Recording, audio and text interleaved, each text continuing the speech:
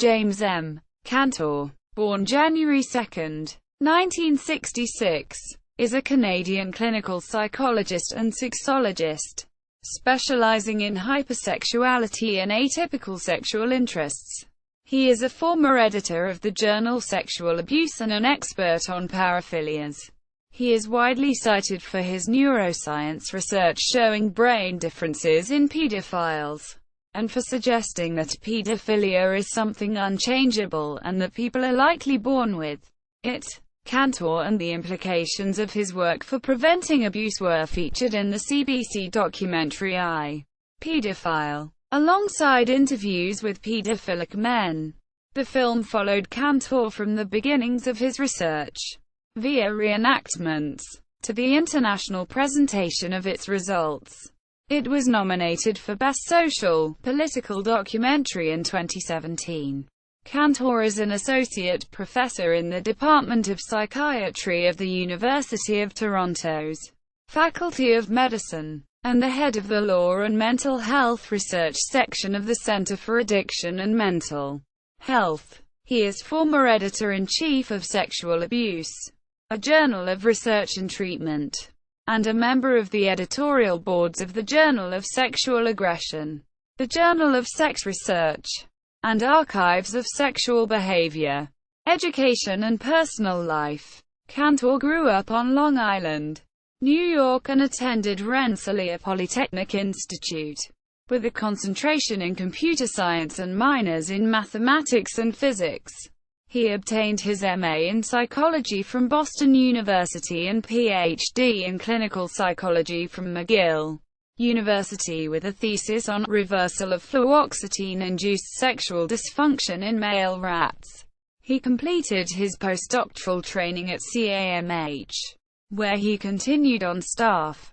When asked how he became a sex researcher, Cantor affectionately referred to his alma mater where he was studying computers as Junior Vulcan School. During his studies there, he was a resident advisor in the student dormitories, where he provided peer counseling to students dealing with academic or personal issues. I discovered that those activities were the highlight of my day more than the technology-based parts of my day, he stated. He decided to pursue a doctorate in psychology at McGill University, which is where he found his research passion: the neurological underpinnings of sexual behavior. Cantor gave a speech about his personal experience of being a gay graduate student at the 1991 annual convention of the American Psychological Association. Research. Cantor's research centers on the development of sexual interests, including sexual orientation and paraphilias. His study using magnetic resonance imaging to examine the brains of male pedophiles was reported in several mainstream news media outlets. He found a significant decrease in the amount of white matter in their brains compared to control subjects, in addition to having lower IQ and being shorter than average. This was interpreted as suggesting a link to early brain development.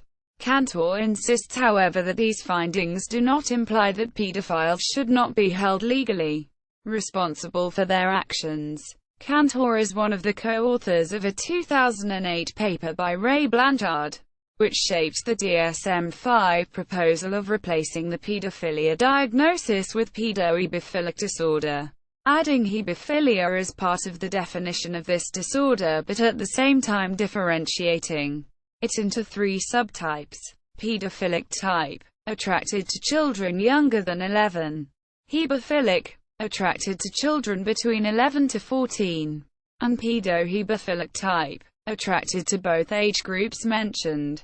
The main argument in the paper for this edition is that the DSM-IV definition of pedophilia is not sufficient to cover attraction to physically immature persons. The proposal has been criticized, mainly on the grounds that it pathologizes reproductively valid behavior in order to uphold current social and legal standards. Cantor has rejected any linkage between homosexuality and pedophilia, saying, It's quite solidly shown in the scientific literature that there is absolutely no association between being a gay man and being a pedophile. Cantor's research suggests that sex addiction represents a variety of distinct problems, rather than a single unitary phenomenon. His typology of people seeking help for sex addiction includes paraphilic hypersexuals, avoidant masturbators, chronic adulterers, people with sexual guilt, and others. Cantor delivered the keynote address at the founding of the Netherlands Association for the Treatment of Sexual Abusers in 2015. The Dutch national newspaper De Volkskrant covered the opening and called Cantor an inspired speaker. Quote, public engagement. Cantor is widely referenced for providing scientific information about sex following high-profile cases of unusual sexual behavior. Such cases have included politician Anthony Weiner, entertainers Bill Cosby and Mark Solling, and former Subway spokesperson Jared Fogle. In 2016, Cantor and his research were the subject of a documentary, Pedophile, which featured Cantor alongside interviews with pedophilic men. The program followed Cantor to the Prevention Project Dunkelfeld in Berlin, the other only center in the world conducting research on the brain basis of pedophilia. According to the documentary film magazine POV, this bold, brave, and revealing film challenges viewers to empathize with pedophiles as it explores the science that creates a pedophile's attraction to children and lets pedophiles explain their feelings and actions. Reviews were positive, calling the film riveting and enlightening, and the research groundbreaking and revolutionary. It was nominated for the 2017 Donald Britton Award for Best Social, Political Documentary Program by the Academy of Canadian Cinema and Television. Views: pedophilia and child sexual abuse. On CNN, Cantor expressed the opinion that society should make it easier for persons who are sexually attracted to children but have never committed any sexual offenses to receive support and assistance in staying offense-free. In his view, it is the sexual offenses, child molestation, and not the sexual attractions, pedophilia, that merit social sanctions. One cannot choose to not be a pedophile, but one can choose to not be a child molester. Quote, Cantor has stated that, in his experience, pedophiles who commit sexual offenses against children do so when they feel the most desperate, when they have nothing to lose, nothing in their lives worth protecting. He recommends that therapists use cognitive behavioral therapy and other techniques to reduce feelings of isolation and hopelessness so that pedophiles can lead productive, offense-free lives. Quote, we can't seem to be able to change pedophilia, Cantor said in an interview. The only logical thing left to us is to help these people lead as productive and healthy a life as possible. For some people, that's life basics: a regular job, a place to live, having a secure life worth protecting and worth obeying the law for. When we make it impossible for them to find a job or a place to live, they have a life that isn't worth protecting. Quote, Cantor stated that the online group Virtuous Pedophiles, a group for pedophiles who acknowledge having a sexual interest in children, and whose members share the belief that sexual activity between adults and children is wrong and always will be, could help prevent child sexual abuse. He said such sites work by providing support to people who cannot seek help through traditional means for fear of being demonized and reported to the police. Sex addiction. In an interview about sex addiction and hypersexuality, Cantor expressed mixed views. When asked if he believed sex addiction should be considered a mental illness, he said yes, but added that, I've seen a lot of people use the term sex addiction for a lot of different reasons. It's very easy to imagine that someone would use the term to curry favor with the public. with the media during a divorce. But this is hardly the only diagnosis that this happens to. People blame many different kinds of moral failings on many different things. But we also want to be very careful and not make the opposite mistake. Just because there are people who abuse the term and the concept, doesn't mean that there's no such thing. Quote, Cantor has expressed dislike for labels being used to describe sexual addiction. He has said, because we know so little about people wanting to reduce their sexual behavior, it's important to avoid terms that assume one or another theory. The term sex addiction implies that it works like substance addictions, even though we have no evidence for that. The term compulsive sexual behavior implies that it's related to obsessive-compulsive disorder, even though we have no evidence for that either. I typically use the term hypersexuality because it does not imply any theory or treatment. But that term isn't perfect either. There are people who refer themselves as hypersexual, even though they engage in less, sometimes even much less, sexual activity than most other people. Quote, transgenderism. Cantor has written that transsexuality is a phenomenon of the brain, stating that MRI research has verified the Blanchard theory of there being two different kinds of male to female transsexuals. One of these types, called homosexual transsexuals, have brains like gay men, which are mostly male with some features more common among women, and another type, called autogynephilic transsexuals, or heterosexual transsexuals, which also have brains that differ from typical, but not with features like those of women. In a subsequent article, Anton Gillerman, another neuroscientist studying transsexuality, said, Cantor seems to be right. Quote, Cantor wrote that transsexuals deserve a Bill of Transsexual Rights, saying that expressions of such rights are overdue. People choose whether to transition, but one does not choose to be dysphoric about the sex they were born into. He is skeptical of trans women who undergo procedures to look female and who live as women, but who do not seek sex reassignment surgery. Cantor has said that such women often change their stories as they come to terms with everything.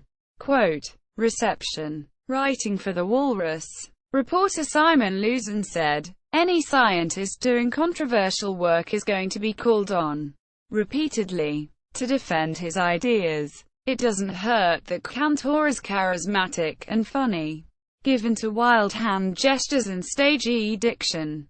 You can imagine him tap dancing or impersonating Lenny Bruce.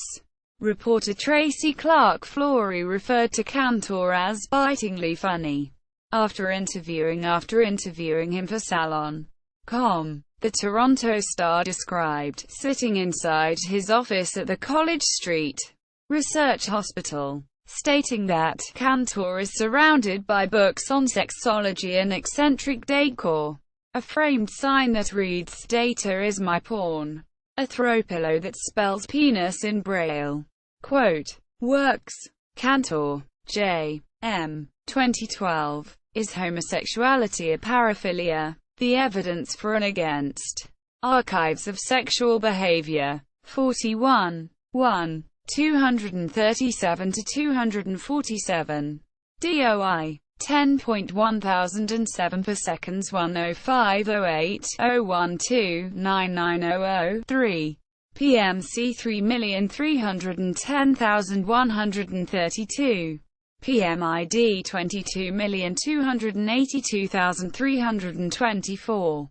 Cantor, J. M. Blanchard, R. Christensen, B. K. Dickey, R. Klassen, P. E. Beckstead, A. L. Black, T. Cuban, M. E. 2004. Intelligence, Memory, and Handedness in Pedophilia. Neuropsychology. 18. 1. 3–14. DOI. 10.1037-0894-4105.18.1.3. PMID 14,744,183. Cantor, J. M. Blanchard, R. Robichaud, L. K. Christensen, B. K. 2005. Quantitative Reanalysis of Aggregate Data on IQ in Sexual Offenders. Psychological Bulletin. 131. 4. 555-68. DOI. 10.1037/0033-2909.131.4.555. PMID 16060802. Cantor, J. Kabani, N. Christensen, B. Zipersky, R. Barbary, H. Dickey, R. Klassen, P. Michaelis, D. Cuban, M. Black, T. Richards, B. A. Hanratty, M. K. Blanchard, R. 2008. Cerebral white matter deficiencies in pedophilic men. Journal of Psychiatric Research. 42. 3. 167-183. DOI. 10.1016 J. J. Psychiatry. 2007.10.013. PMID 18,039,544. Setu, M. C. Cantor, J. M. Blanchard, R. 2006. Child pornography offenses are a valid diagnostic indicator of pedophilia. Journal of Abnormal Psychology. 115. 3. 610-5. DOI. 10.1037/0021-843X. 115.3.610. PMID 16,866,601. Faculty page at University of Toronto. Centre for Addiction and Mental Health. Interview.